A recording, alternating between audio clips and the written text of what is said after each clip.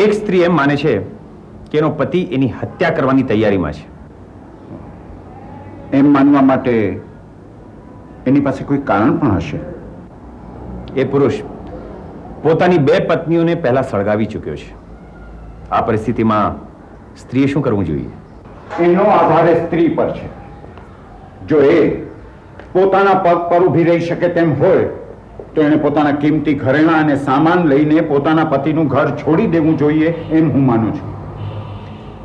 અને જો પતિ ચોરીનો આરોપ મૂકીને એના ઉપર કેસ કરે તો?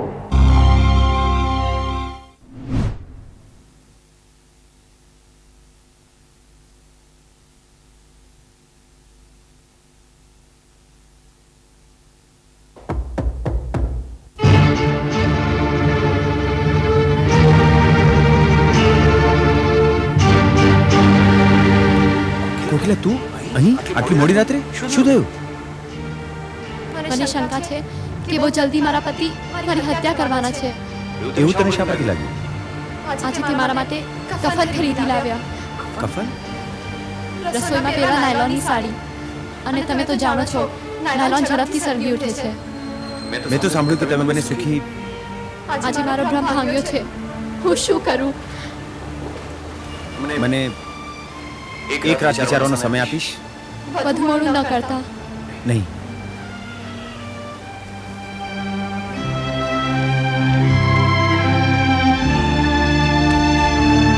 લલ્લુભાઈ કાબો, લલ્લુભાઈ કાબો, ટકોભાઈ સુમો, મહોભાઈ ટકો, મહોભાઈ ટકો, મહોભાઈ ટકો, મહોભાઈ ટકો, ધનજીભાઈ ટકો, ધનજીભાઈ ટકો, ધનજીભાઈ ટકો.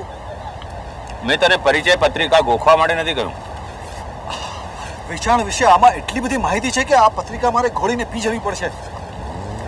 આમાંથી તારે માત્ર મુખ્ય મુદ્દાઓ જ ધ્યાનમાં રાખવાના. દાખલા તરીકે કંપનીની સ્થાપના ક્યારે થયેલી, ત્યારે એનું વેચાણ શું હતું ને આજે એનું વેચાણ શું છે, વગેરે વગેરે. કંપનીનો આખો ઇતિહાસ મેં ગોખી નાખ્યો છે 1 કલાકમાં. યુ સી, અહીં ભેજું નથી, કમ્પ્યુટર છે. મને આજે પણ યાદ છે, કોલેજના સમયે એક કાકડી તો સોરી એક છોકરી મને મિસ્ટર કમ્પ્યુટર કહી બોલાવતી હતી. કાબો સુમો એ કંપનીની સ્થાપના કેમ થઈ? લલ્લુભાઈ કાબો એટલે કે એક ગુજરાતી વેપારી અને ટકોભાઈ સુમો એટલે કે એક જાપાની વેપારી સન 1980 ની મે મહિનાની 5મી તારીખે અવકાશમાં મળ્યા હતા. અને અવકાશમાં? ઉડતા વિમાનમાં અડખે પડખે બેઠા હતા. લલ્લુભાઈ કાબો લીંબુ પાણી પી રહ્યા હતા અને ટકોભાઈ સુમો સંતોરી એટલે કે એક જાપાની દારૂ. પછી આપણા લલ્લુભાઈ એવા જ છગ્યા કે ટકોભાઈને બાટલામાં ઉતારી દીધા. પીધું ટકાભાઈએ અને ચડી લલ્લુભાઈને, એ કેમ બને? વિમાન દેશી હોય ને તો બને. એટલે ભૂલમાં એર હોસ્ટેસે ટકોભાઈને લીંબુ પાણી આપી દીધું અને લલ્લુભાઈને સોમરસ.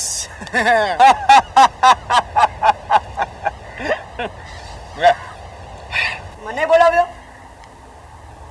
મારું એક કામ કરીશ? શું છે? આ કાગળ સફલ કુમારને આપવાનો છે. 2 રૂપિયાની ટિકિટ ચોટાડી પડશે. લે, કોઈને જાણ ન થવી જોઈએ. તો પછી 3 રૂપિયાની ટિકિટ વધુ ચોટાડી પડશે. એકદમ ખાનગી છે. કોઈ સાંભળી લેશે?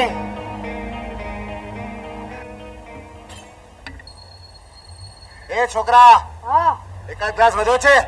આખો નથી, કટિંગ છે, ચાલશે? ફૂલ લે તો ફૂલની પાકડી ચાલશે. લાવ રે, આવો સરસ મજાનો કાગળ તારા ખિસ્સામાં. હાથ નહીં લગાડો, ખાનગી છે. કોનો છે? કીરાબેને સફલ કુમારને આપવાનો કીધો છે. શું વાત કરે છે? અને કીધું છે મને કહેતો નહીં. એમ? હા. લાવ વાંચવા દે. કીધું ને એકવાર ખાનગી છે. એ તારી તો એ પોયરા ક્યાં ચાલ્યો? કાગળ દેવા. કોનો કાગળ? એકદમ ખાનગી છે અને કીધું છે કોને કહેવાનો નથી. એમ કે? હા, કોકિલાબેન છે ને, મેં સફલ કુમાર ઉપર લખ્યો છે.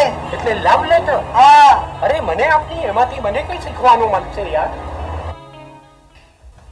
બોલ, આજે મારે બીચ પર જવાનું છે કે બગીચામાં? આજે તારે આર્ટ ગેલેરીમાં આંટો મારવાનો છે.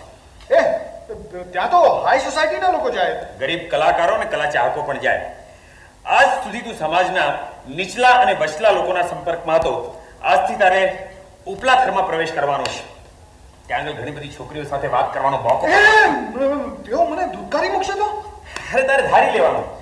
આ શહેરમાં 10 લાખ છોકરીઓ છે, એમાંથી એક કદાચ તારી સાથે વાત નહીં કરે, બીજી, ત્રીજી, ચોથી, પાંચમી તારી સાથે મોં મચકોવે, પણ તોય આશ્વાસન રહે કે 9,99,995 છોકરીઓ બાકી છે. એટલી બધી?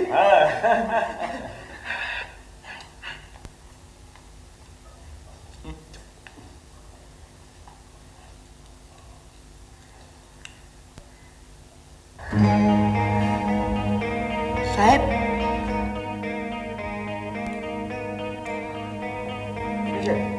મેં ચા નથી મંગાવી. ચા નથી, પત્ર છે.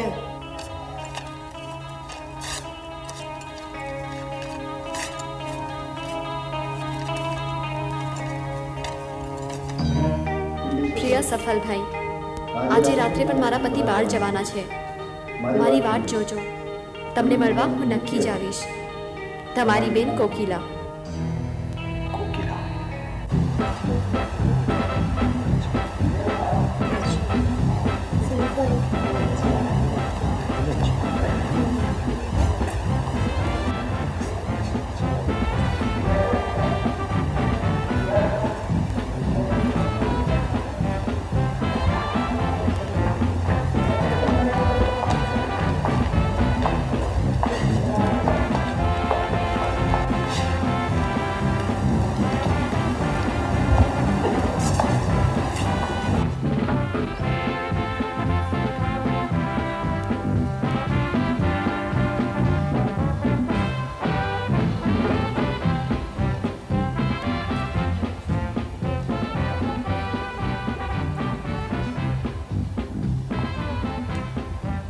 આ ચિત્ર તમને ખરેખર ગમ્યું હોય તેમ લાગે છે.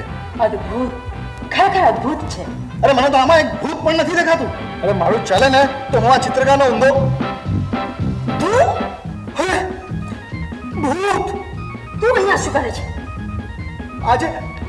આજે તમે દુઃખી તો નથી ને? વોટ? પહેલા દિવસે બગીચામાં તમે બહુ દુઃખી લાગી રહ્યા હતા. તને કોણે કહ્યું હું દુઃખી હતી? મારા ગુરુજી. તારા ગુરુજીને કોણે કહ્યું? અરે મારા ગુરુજી તો ત્રિકાળ જ્ઞાની છે. બેઠા હોય ઘેર પણ નજર રાખે આખા બ્રહ્માંડમાં. અને હે? હા, હું શું જોઈ રહ્યો છું? શું? એ મારા ગુરુજી. અરે ભારે પાકા નીકળ્યા. ક્યાં છે? ત્યાં તો એક છોકરી દેખાય છે.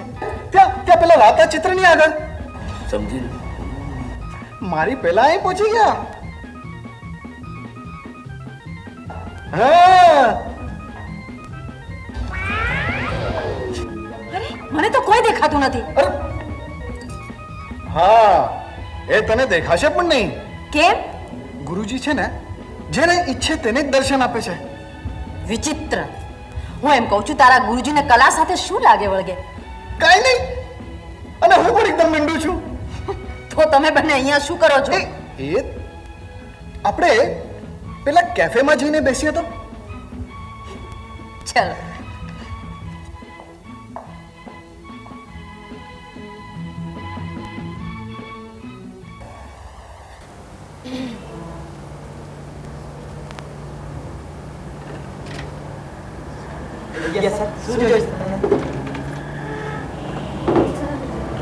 એક ચાલો.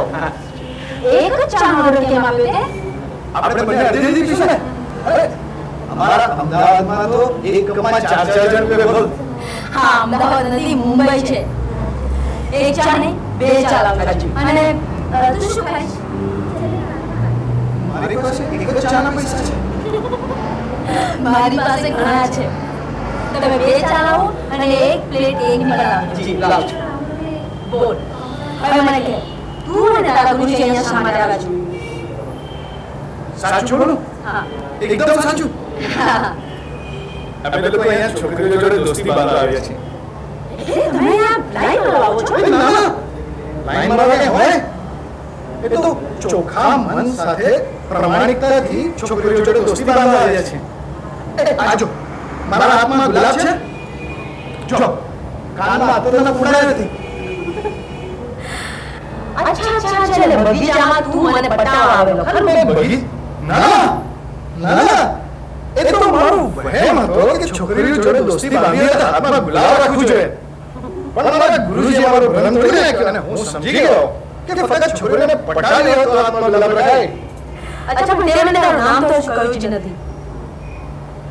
ઓહો ઓહો વાત એમ છે કે આ શબ્દ મને બહુ જ ગમે છે પણ મને એને ના વાપરો એવો આદેશ છે તો મેં પણ વિચારી લીધું કે હું એને ના વાપરું આખું ગામ જરૂર વાપરશે. એ કઈ રીતે? તારે મને બોલાવો તો કેમ બોલાવીશ? એ કોડા. હા અચ્છા તારું નામ શું છે?